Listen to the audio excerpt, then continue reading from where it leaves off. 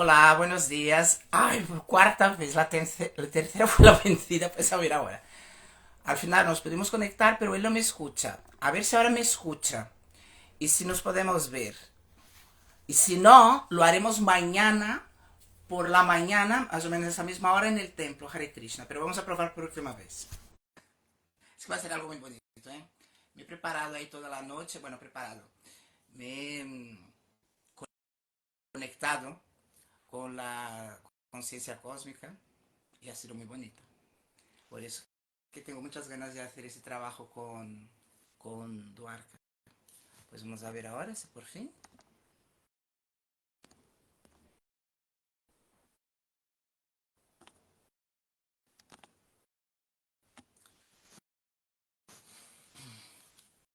Y hablaremos sobre el sadhana, sobre la importancia del sadhana en la vida. Cómo monetizar. Por fin, ahora creo que sí, ¿no? Ahora sí. Oh, por fin, Prabhu. Ya me estaba cayendo la cara de vergüenza, porque no primero. Siempre me conecto antes. Bueno, Pero hoy, cosas de la vida, me conecté justo en la hora. Y no, yo te veía perfectamente, tú no, pero ahora sí. sí, ahora perfecto. Vale, muy bien. Eh, pues mira, ¿me estabas escuchando antes lo que hablaba o no? No, Vale, pues estaba hablando que ayer, que normalmente nunca me preparo, porque intento siempre canalizar y ser el instrumento para que nosotros podamos fluir, ¿no? Pero ayer estuve haciendo una conexión cósmica, conectando con Krishna, y, y fue algo muy interesante porque me vino sobre todo ese despertar de la conciencia que cada vez más viene. Pero primero te quiero agradecer, te voy a presentar, luego te presentas tú, te haré una pregunta muy sencilla y ahí la palabra es tuya, ¿vale? Soy Santana del canal Somos Luz, yo medio BCN, estoy emitiendo aquí en directo desde mi Instagram. Eh, Hablaré un poco sobre el que me ha hecho abrir ese canal. Es que tengo depresión desde hace 6 años. Tengo psicólogo, psiquiatra, neurocientífica, he abierto mi carta natal, he hecho básicamente de todo, sobre todo en el último año.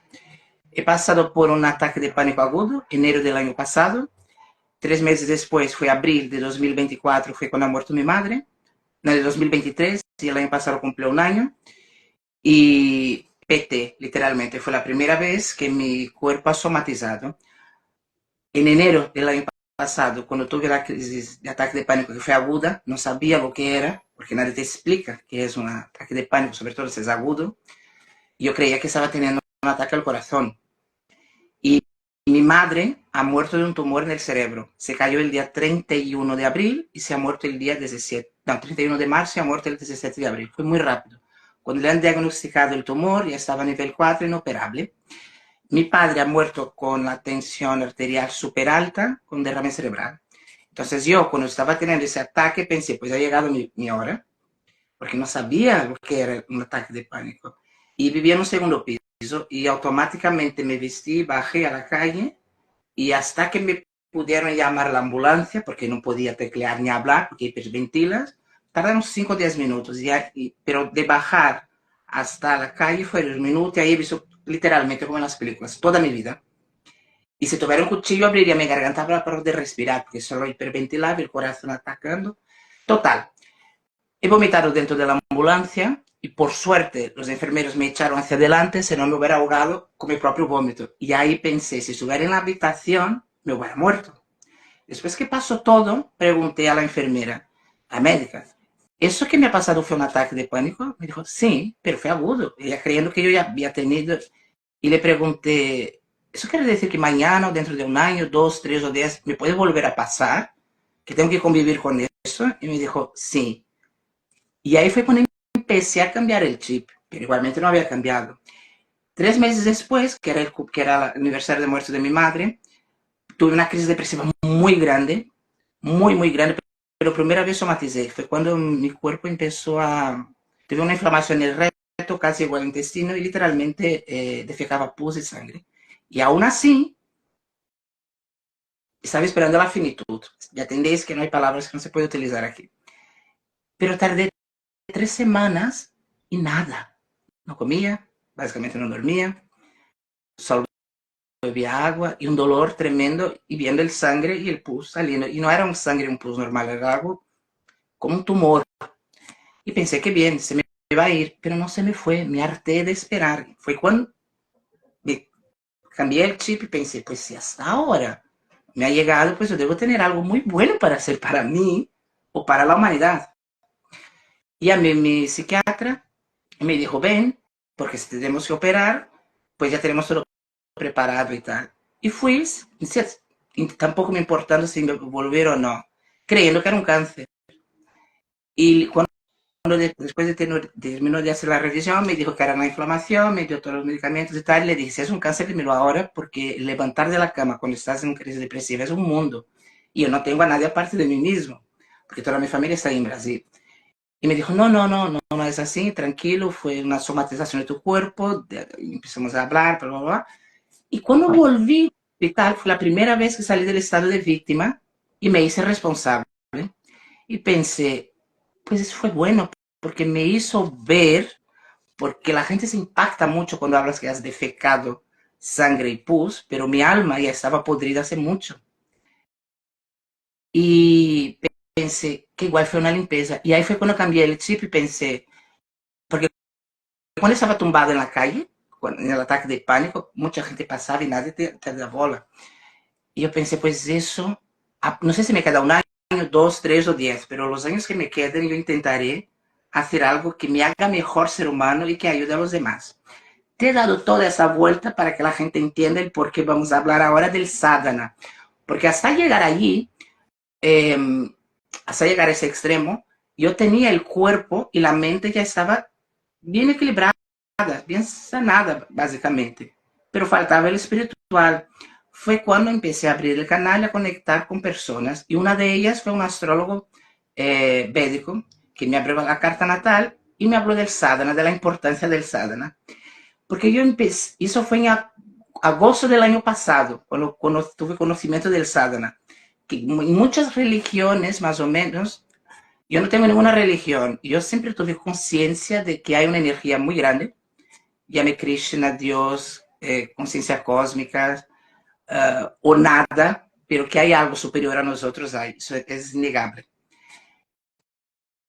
Y estaba haciendo trabajo voluntario, haciendo terapia, recogiendo basura en las playas, y pensé, pero necesito hacer algo devocional, que sea algo que salga de mí, o sea, que yo conecte con mi mejor, y que ese mi mejor llegue en alguien. Y fue con el sadhana que encontré ese equilibrio, esa armonía entre cuerpo, mente y alma. Y a partir de ahí, abriendo la carta natal, practicando el sadhana, fue cuando empecé a conectarme, a armonizarme bien con mi yo superior. Después, eso es la primera vez que estoy hablando así tanto para ponerte bien al día, para empezarmos a hacer ese proyecto que para mí es un proyecto de vida. Me da igual que sea una vez al año, una vez a cada 5 años, pero cada vez que quiera hablar contigo, que tú quieras hablar conmigo, mejor dicho, que vayamos por esa línea. Entonces, ese es el Prabhu Duarta Das, es licenciado en estudios orientales y una de las cosas que me ha hecho acercarme a la cultura oriental fue que la pérdida de mi madre, pérdida no, la transición de mi madre fue muy traumática, porque ella ha estado ahí, yo he estado aquí, y hace 8 años que no me iba a Brasil y la culpa te viene. Y no fue una culpa de cuando mucha gente se muere y tú piensas, ay, pues debería haber hecho tal, debería haber dicho tal. No, yo dije todo, todo, absolutamente todo lo que quise a mi madre y ella a mí. Esa relación siempre fue muy simbiótica, siempre fue muy bonita. Pero había la parte física y ella siempre me estaba esperando que iba a ir de vacaciones o no, hay por problemas míos o no, no iba. Luego vino la depresión, pero cuando la vi, cuando volvió del hospital, nos miramos a los ojos y sabíamos que nos estábamos despidiendo de esta vida. Y entonces yo pensé, es que hay dos opciones, o me muero con ella o vivo. Y como intenté llegar a la finitud y no pude, pues voy a vivir. Y aquí voy a vivir bien, incluso por ella. Y pensé, pues en la cultura oriental, el desencarne, cuando tú te vas de aquí, las personas, me vas a corregir si estoy equivocado, en la India en general, las culturas orientales, sobre todo en la India, celebran porque dejas aquí el mundo material. Yo estaba pasando, y paso, pero cada vez menos, por un dolor tan profundo que yo pensé, ¿cómo la gente puede estar celebrando algo que me está matando? Y como hay las siete leyes, las polaridades, yo pensé, pues mira, la energía es la misma, pues yo tengo que encontrar la forma de conocer eso, de lo que tienen ellos, que llevan haciendo desde hace 5.000 años, para que pueda conectar con esa energía. Más que conectar, para que pueda vibrar en esa frecuencia. Y el Dwarka, aparte de ser un licenciado en estudios orientales, él también es presidente del templo Hare Krishna aquí en Barcelona. Y si no me equivoco, también es profesor en alguna universidad o hace algunas conferencias. Me va a corregir si estoy equivocado. Y la primera vez que le vi en el templo, él estaba hablando exactamente sobre eso, sobre bueno, un miércoles. Y él estaba hablando sobre cómo nosotros tenemos que intentar ser conscientes de la conciencia de Krishna y de la importancia que hay de que la gente cuando timbra en la puerta, pues a lo mejor están ahí adentro, tienen que salir para poder abrir, o uno está cantando la japamala un poco más alto que el otro, que a lo mejor puede molestar o no, que son cosas inferiores, que lo importante es la conexión con el divino. Después de esto, yo quería preguntarte, ¿cómo encontraste ese hilo que te conectó con todo ese conocimiento oriental y por qué te llamó la atención el movimiento Hare Krishna? Y por último, quiero que por favor nos explique cómo una persona que está pasando por un proceso de dolor, de una pérdida de un ser querido o a lo mejor un vacío existencial, cómo a través del sadhana, lo que hacemos cada mañana, madrugada, en el templo, o cómo cada uno desde su casa puede higienizar, porque es una higiene que empieza por tu cuerpo, que es la parte física, la parte mental y sobre todo la parte espiritual. Muchas gracias, Prabhu. Hare Krishna, gracias por compartir estas vivencias tuyas. ¿Y tú me escuchas bien? Sí. Sí.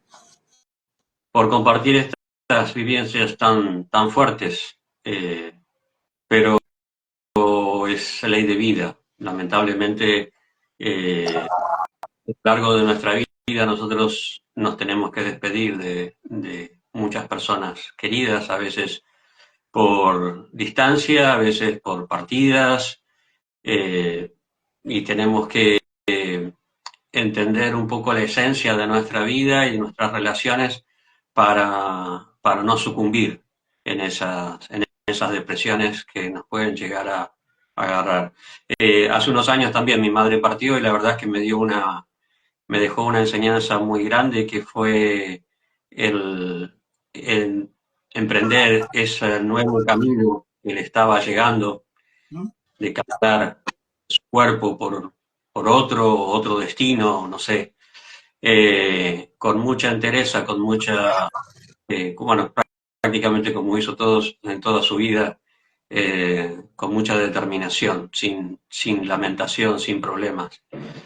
Eh, bueno, con respecto a cómo yo conocí esto ya hace mucho tiempo, eh, yo soy miembro de ISKCON, de la Asociación Internacional para la Conciencia de Krishna, desde el 83, hace 41 años. Conocí cuando tenía 19 años y siempre hubo una búsqueda espiritual. En un momento muy importante de mi vida fue a través del cristianismo, del catolicismo.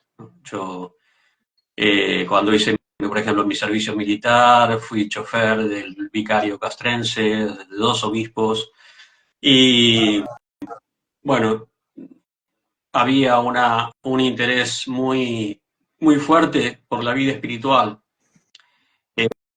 pero también tenía mis intereses materiales, especialmente a nivel de pareja. Yo en esa época estaba de novio con quien es hoy todavía mi esposa.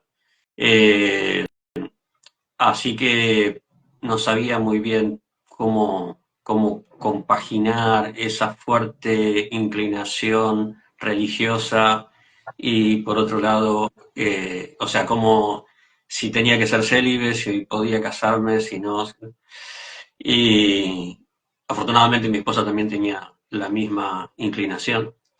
Así que cuando conocimos la conciencia de Krishna, por un lado, encontré que no había conflicto, en la conciencia de Krishna no había conflicto entre los aspectos materiales y los aspectos espirituales de la vida.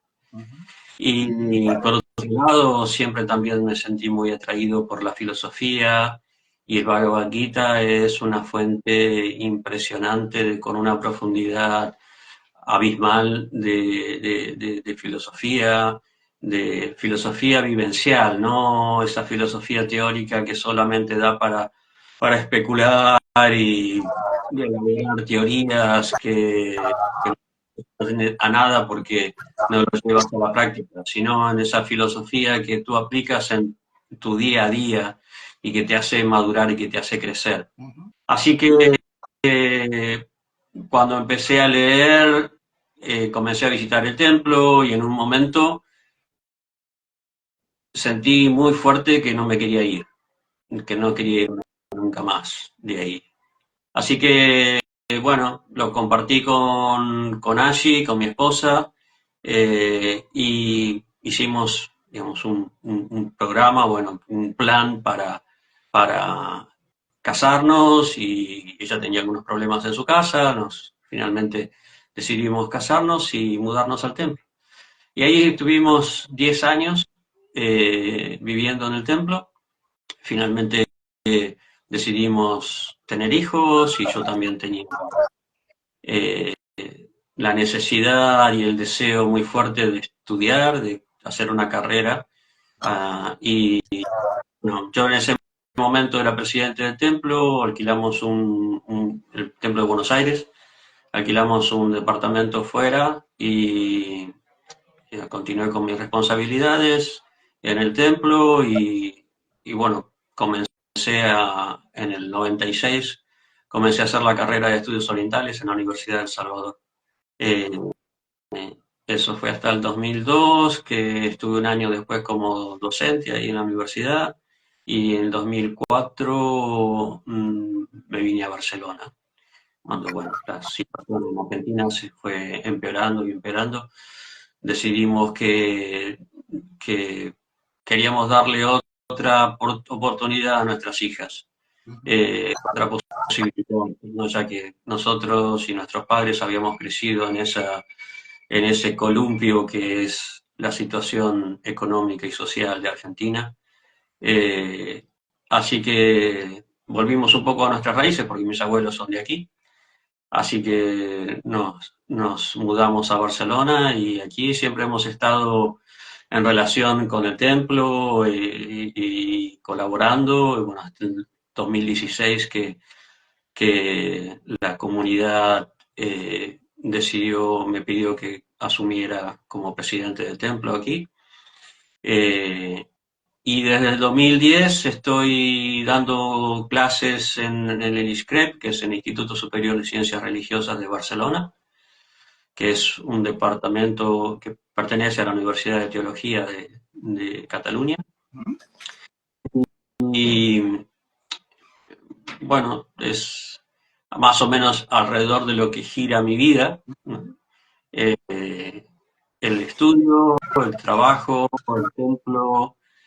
Ahora estoy participando mucho en las redes sociales, con el canal de Gotas de Bhakti, y porque así como tú dices, hay que compartir lo que se ha recibido lo más de gente que se pueda. Yo soy un fanático agradecido del regalo de la conciencia de Krishna que Prabhupada nos dio y entonces siempre quiero compartirlo. Así que estoy agradecido de que me hayas invitado a este directo es una gran oportunidad para compartir con más gente.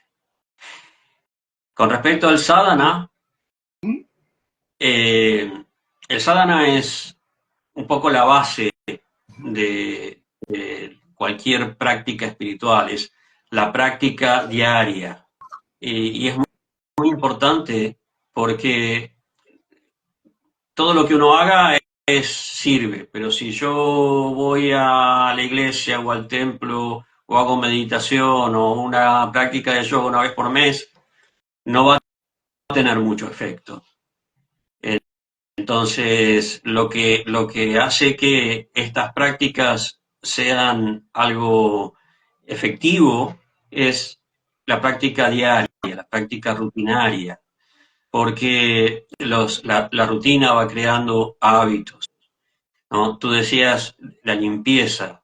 Si yo me baño una vez por mes, no me van a conocer como una persona limpia, ¿no? La limpieza tiene que ser algo cotidiano, tiene que ser algo diario, porque, bueno, vivimos en un mundo en el que hay mucho polvo, eh, hay mucha suciedad, y en esta era, lamentablemente, hay muchas razones, muchas formas de que la mente se contamine con estrés, con ansiedades, con depresiones, con negativismo, con codicia, con ansias de cosas que no nos pertenecen y cosas por el estilo, ¿no?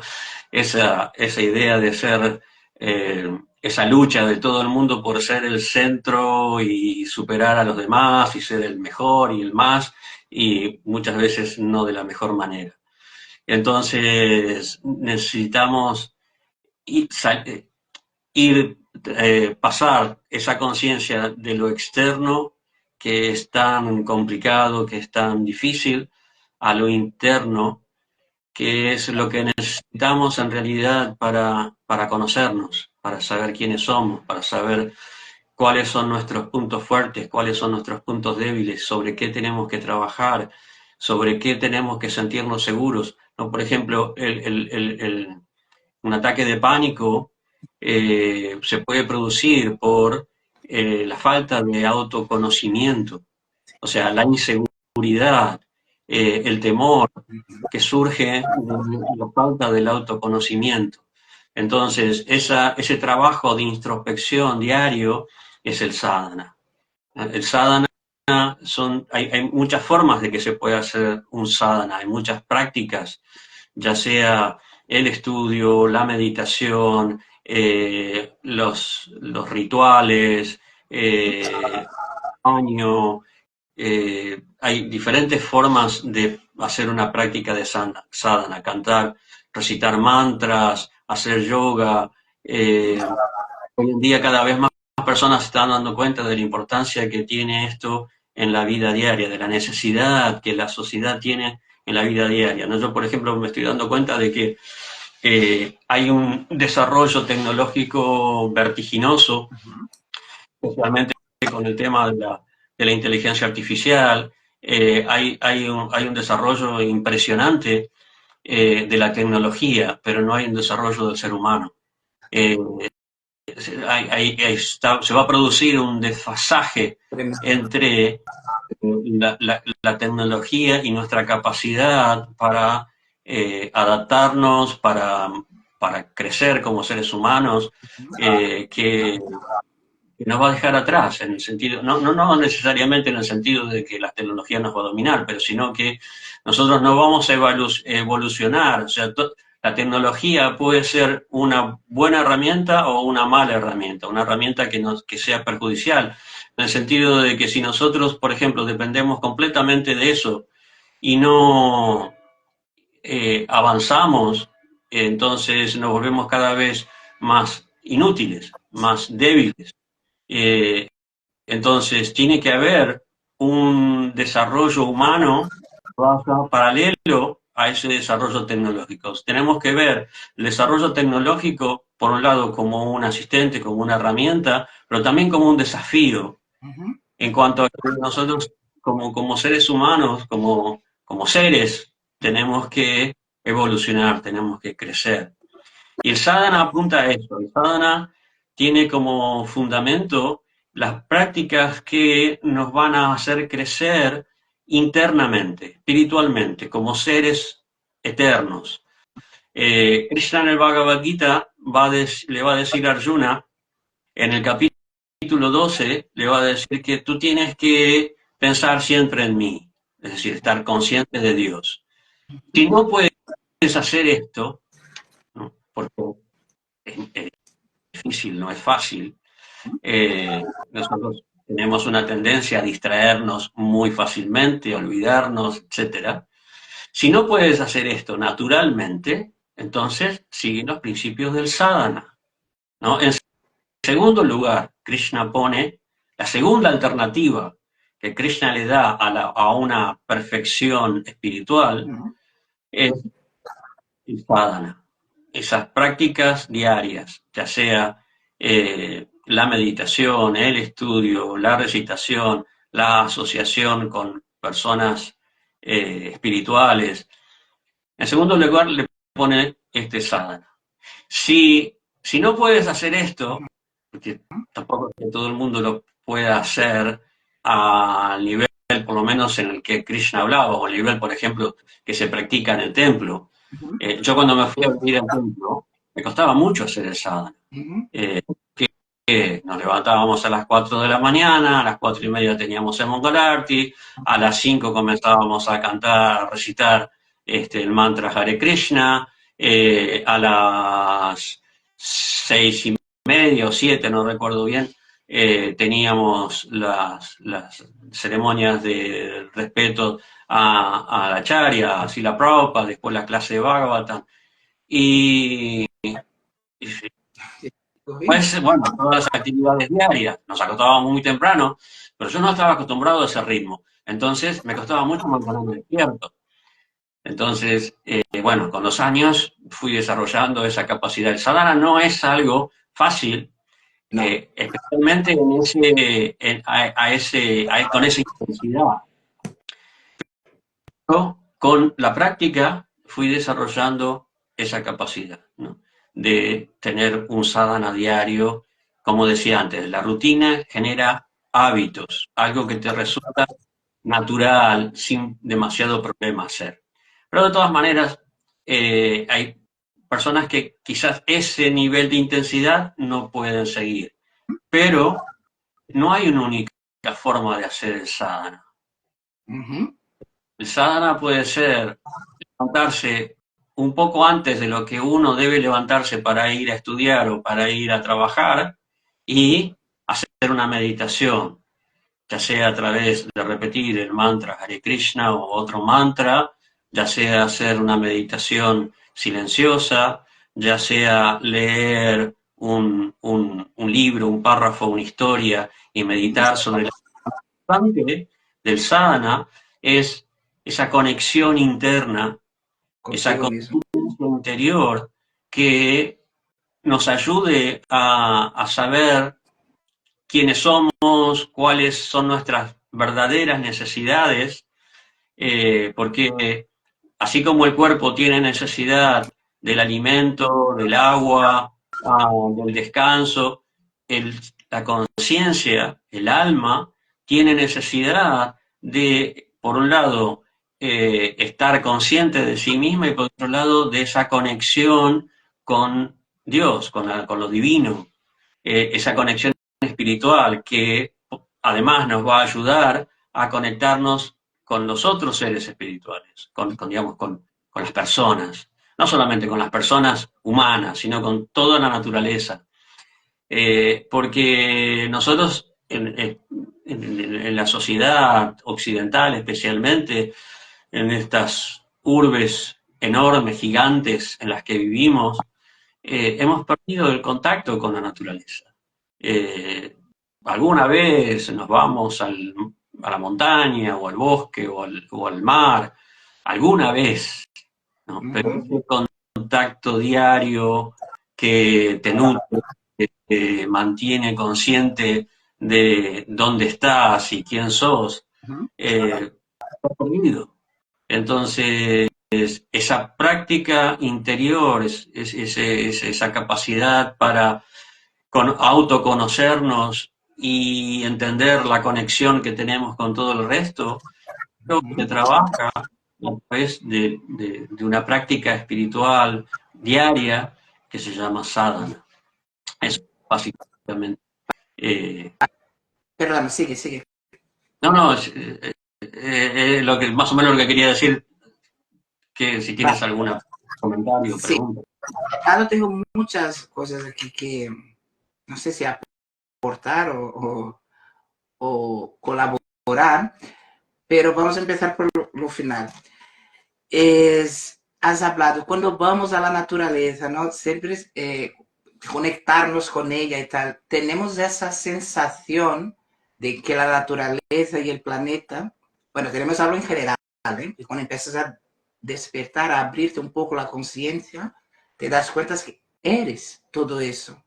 Y lo que has hablado ahí de que no, en esas ciudades tan grandes, cada vez más estamos desconectados de nuestro yo interior, pero ¿cómo vamos a conectarnos con nuestro yo interior, que es la conciencia suprema, si ni siquiera nos conectamos con nuestro entorno? Ahora con la tecnología, que es una maravilla, es una herramienta, porque leyendo no he leído toda la Bhagavad Gita, la voy a leer, lo voy a leer, es que en portugués la Gita es la canción y el Bhagavad Gita es el libro. Ellos hacen esa distinción. En castellano menos mal que no.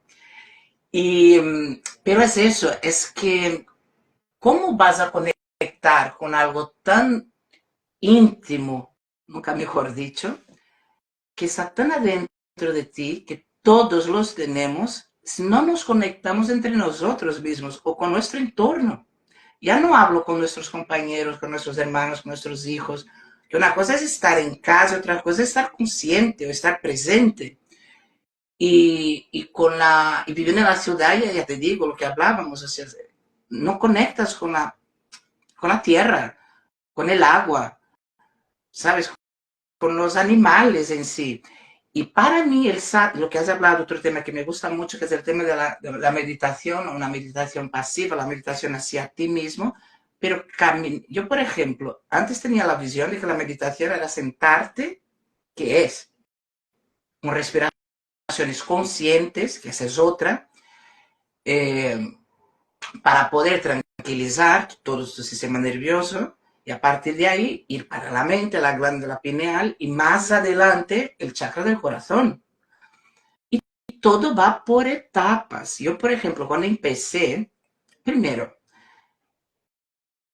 en toda mi vida, yo siempre compartí todo. Yo soy el hijo pequeño de 9 hermanos, imagínate, 9, yo soy el pequeño.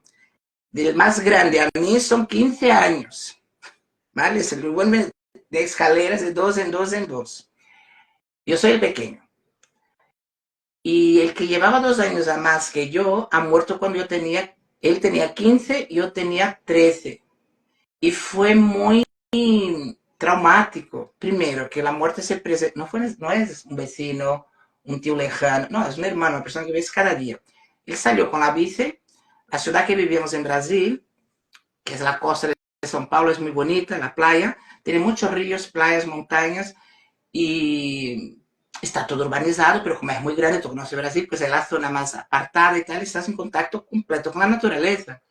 Y siempre iba a los ríos, a las cascadas y tal, y él, como cada día normal, después de comer, se ha ido al río y no ha vuelto. Le han atropellado y le han dejado tirado en la carretera y tuvo un traumatismo craneano. Claro, y yo siempre he visto a mi madre como una super, ultra, mega heroína, y la sigo viendo así. Porque mi madre es una persona muy,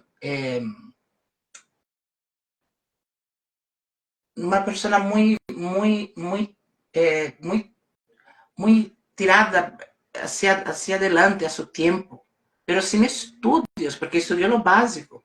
Y mi abuela no ha tenido estudios, pero ellos tenían y tiene esa generación algo que nosotros nos estamos olvidando, es esta conexión con uno mismo que es inherente del ser humano, porque la educación hay cosas son tan básicas que no hace falta que te lo digan. Tú por intuición desarrollas. Y la he visto siempre tan fuerte, mi madre, y la vi completamente destrozada, normal. Y allí fue cuando me he dado cuenta que la vida realmente es un segundo, a mm, los 13 años. Y ahí fue cuando empecé a cuestionarme, porque yo siempre me cuestioné de todo. Ese hermano mío, que es más, que tenía 2 años más que yo, lloraba para no ir al cole. Y en cambio yo lloraba para ir. Y mi madre decía, pero eres muy pequeño. Yo, da igual, pues él se queda y voy yo. Y sigo con esas ganas, este hambre tremendo de conocimiento. Nunca muerto. Antes de la depresión, cuando llegué aquí, porque es un cambio muy grande salir de un país con 22 años, 2 maletas, 2.000 euros, todos los sueños, sabía que iba a ser difícil, pero fue mucho más grande de lo que imaginaba. Y yo siempre hablaba, antes de pasar el tema de la depresión, que seguía teniendo esas ganas de vivir, de aprender, pero ya no tenía la misma ilusión. Pero no era la ilusión en la vida, era la ilusión conmigo mismo. Pero después de haber tocado tan fondo y salir de ahí como una flor de lotos, nunca mejor dicho, como una fénix, eh, esa ilusión ha vuelto y ha vuelto que no se va nunca más. Y todo eso fue a través del sadhana. Ahora, es que yo a veces me voy por las ramas. Pero hacer esa meditación introspectiva, pero haciendo una meditación activa también, caminando por la playa por la mañana, es donde estoy más feliz. Porque he crecido ahí en el mar, caminando en el mar, nadando en el mar, caminando en el mar, o en un bosque. Ahora nos podrás hablar sobre el baño del bosque que hay con los japoneses. Yo vivo cerca del Parque Güell. Ir al Parque Güell, al Montjuic, aunque sea un jardín, ir ahí y estar con ellas, con las plantas, con los árboles, con los animales.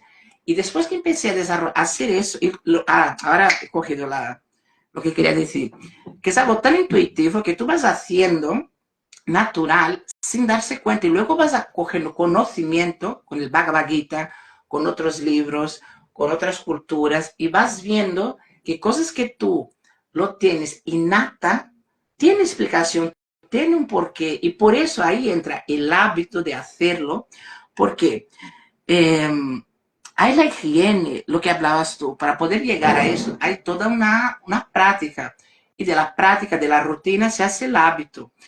Y no puedes llegar de ese hábito, que es una parte física, por eso ese canal se llama Equilibrio Cuerpo, Mente y Alma. ¿Cómo vas a llegar ahí en el espiritual? Si tú aquí en el material está completamente, nosotros que venimos de países que hay gente que todavía pasa hambre, es real. Aquí en África también. O gente que tiene de todo y tiene un vacío existencial tremendo.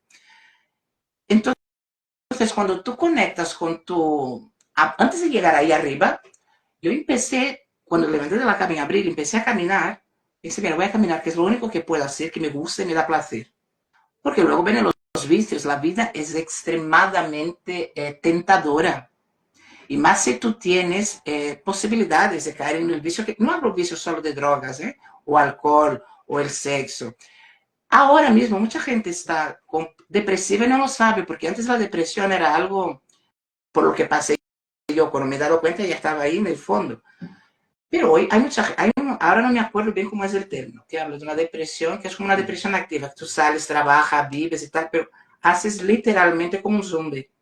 No, y la gente no sabe que está depresivo.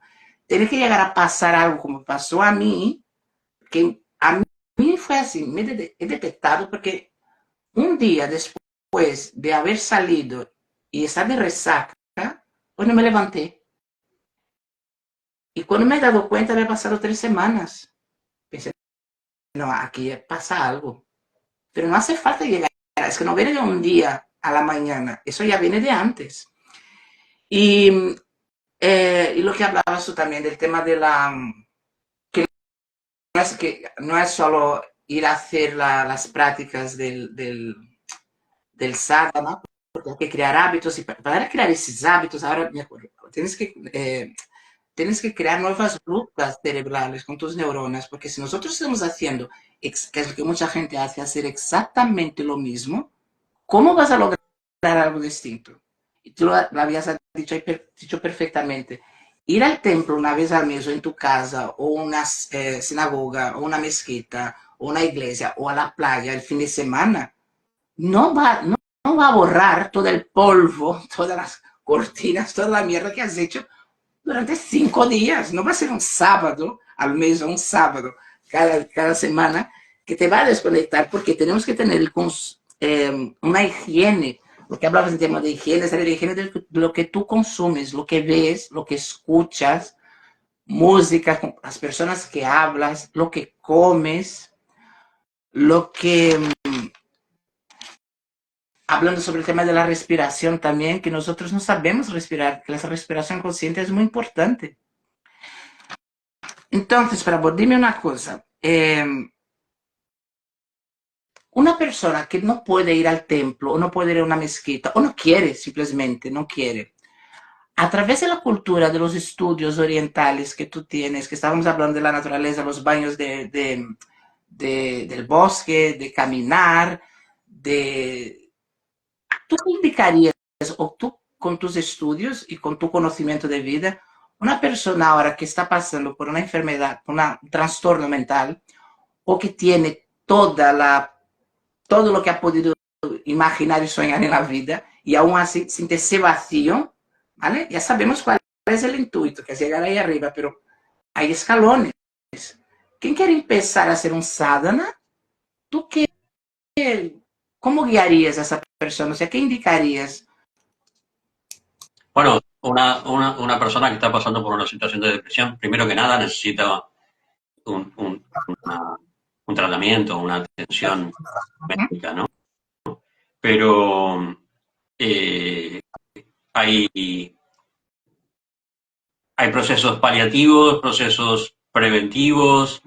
El sadhana es no solo que puede ayudar a fortalecer su estado psicológico, a fortalecerlo en sentido positivo, o sea, a fortalecer su seguridad, su fuerza, a desarrollar su fuerza interior, y por lo tanto ayudarla a curarse, pero a que también ese problema no vuelva a aparecer, no vuelva a resurgir.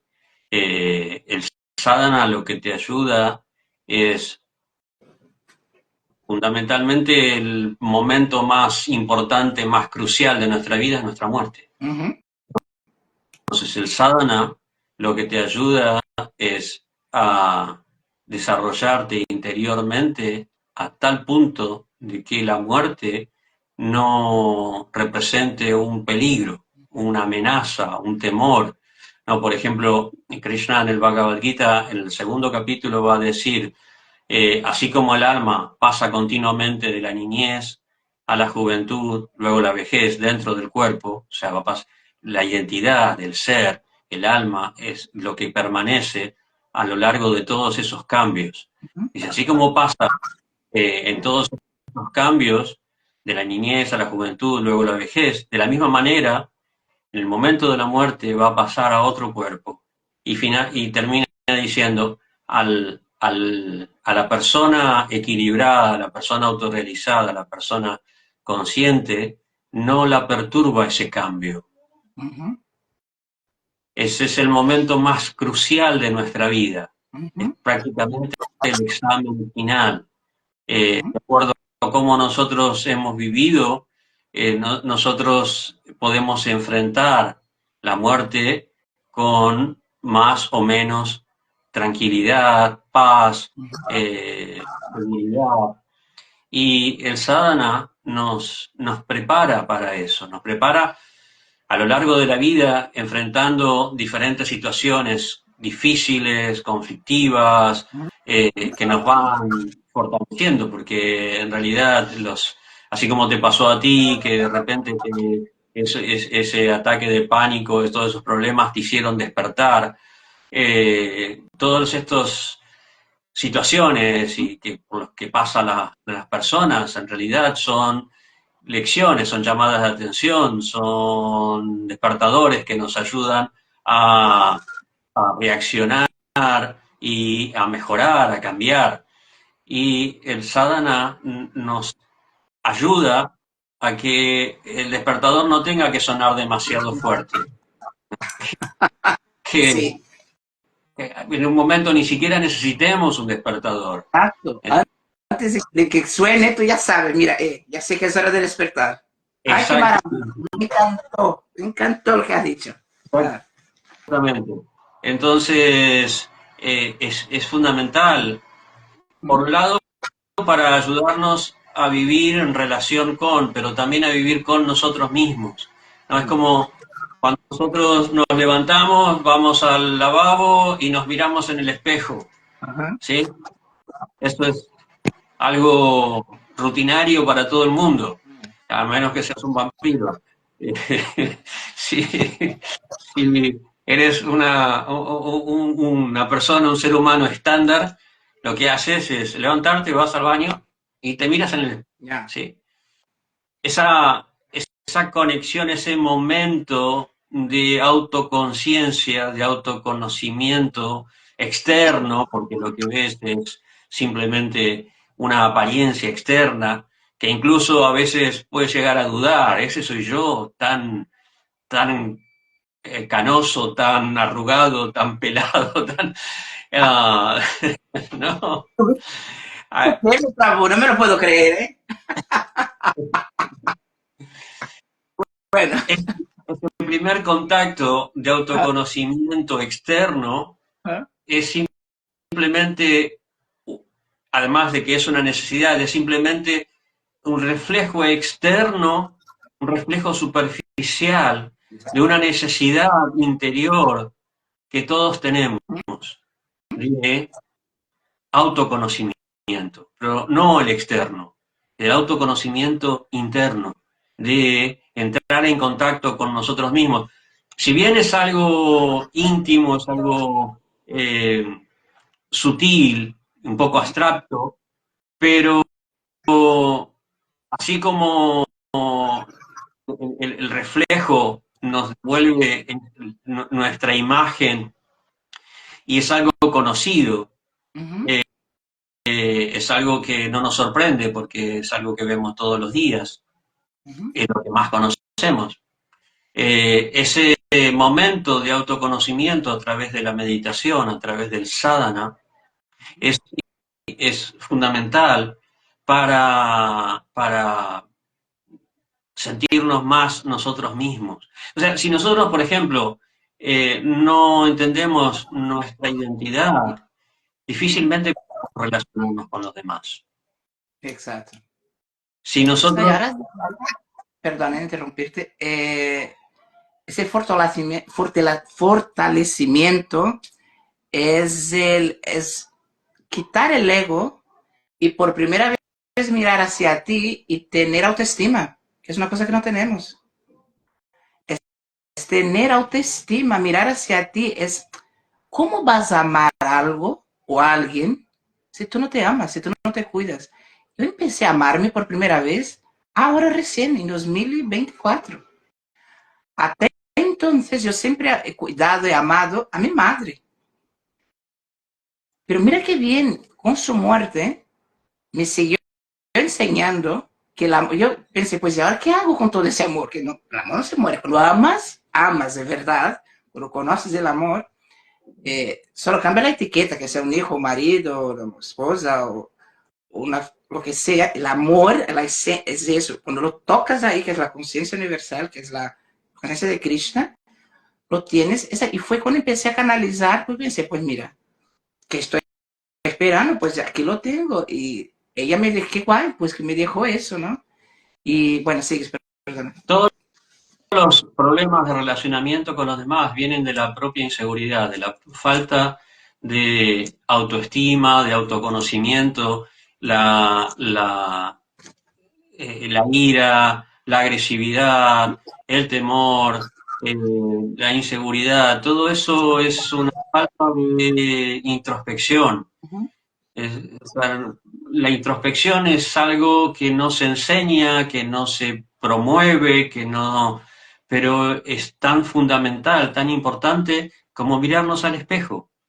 Sí, tan importante como alimentarnos, porque es el alimento interior que nosotros necesitamos cada día. Y el sadhana se fundamenta en eso. Por un lado, en las tradiciones devocionales como la que yo practico, la tradición bhakti, Ujú, no es solamente el contacto con uno mismo, sino con tu fuente. Es decir, la idea ujú. no es conectar con Dios, esa idea de Dios allá en el No, cielo, no, lejos, la nube. aparte, ¿no? Que uno tiene que ir hacia Él porque Él no se acerca hacia uno. No, no es ese tipo Y, de devoción, ¿no? Es entender que Dios es lo que está más cerca de nuestro ser. En las Upanishads se explica que se da una metáfora ujú, eh, de que es como la situación del alma, es como la de un pájaro ujú, que está en un árbol picoteando los y- frutos del árbol, ¿no?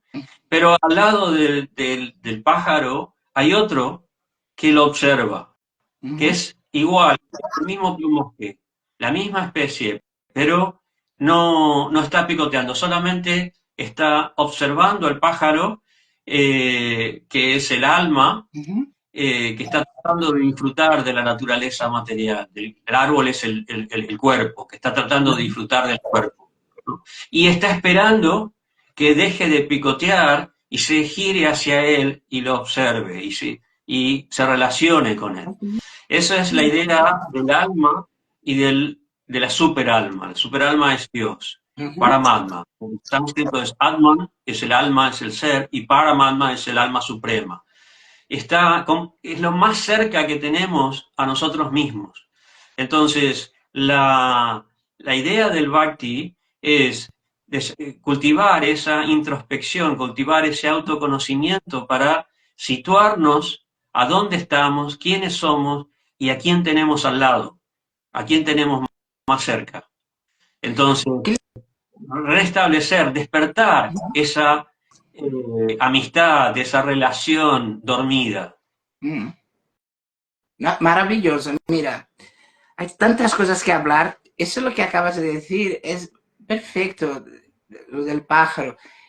Y lo que dije, si cuando nos despertamos nos miramos al espejo y que el pájaro lo tenemos ahí a un lado, que es nuestra alma y tal, es que nosotros lo tenemos delante, ahora sí no vemos, es que mirar al espejo literal.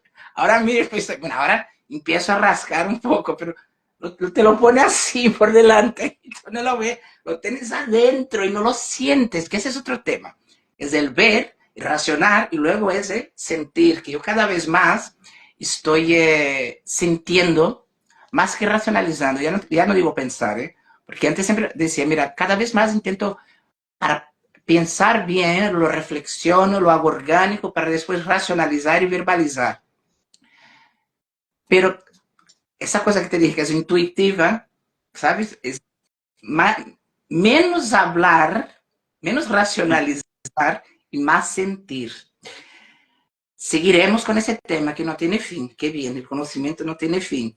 Háblame un poco de tu canal Gotas de Bhakti. Habla que es el Bhakti, que mucha gente no lo sabe, un poquito así. Luego, divulga, por favor, todos tus canales, yo los tengo apuntados aquí, ahora lo voy a decir. El trabajo que tienes en la universidad, la gente puede hacer clases contigo, se puede hacer, visitar el programa, si hay, tenemos que hablar del tema de la comida vegetariana también, que ahí lo tenéis, pues la palabra es tuya. Gracias. Sí, el canal de Gotas de Bhakti yo lo comencé hace 3 años. En un principio para poder compartir lo que yo he estado aprendiendo durante todos estos años. El Bhakti es devoción, ¿no? El Bhakti es un proceso de yoga. En el Bhagavad Gita encontramos varios procesos de yoga distintos que Krishna va dando como diferentes alternativas al desarrollo espiritual. Tenemos el karma yoga, que es el trabajo desinteresado, la acción que nosotros realizamos como un deber hacia los demás, no hacia nosotros mismos, sino para los demás.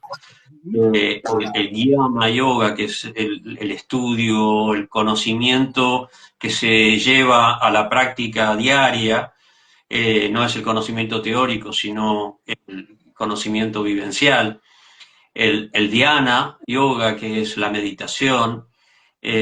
Todos estos son diferentes formas en realidad de nuestros aspectos de nuestra identidad, de los distintos niveles, de distintos aspectos de nuestra identidad, la inteligencia, la conexión con los demás, y la parte más que tiene que ver con el corazón, con la emoción, con el amor, es el bhakti. El bhakti yoga, que se da en muchas partes del Bhagavad Gita, pero especialmente en el capítulo 12,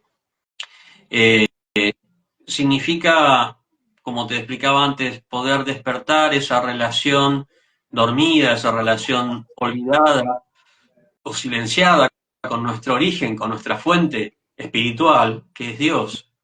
Y, y se practica de diferentes maneras, ¿no? Por ejemplo, en el Bhagavatam, en uno de los Puranas más importantes, se dan 9 procesos de Bhakti, que son oír acerca de la vida espiritual, acerca de nuestra relación con Dios, cantar, Shravanam Kirtanam. Son los 2 procesos más fuertes, más importantes, ¿no? Estos dos primeros, Shravanam Kirtanam.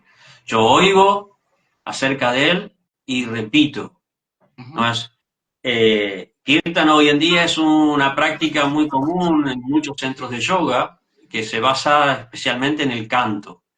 Pero el canto no así tipo concierto, de que alguien viene y canta y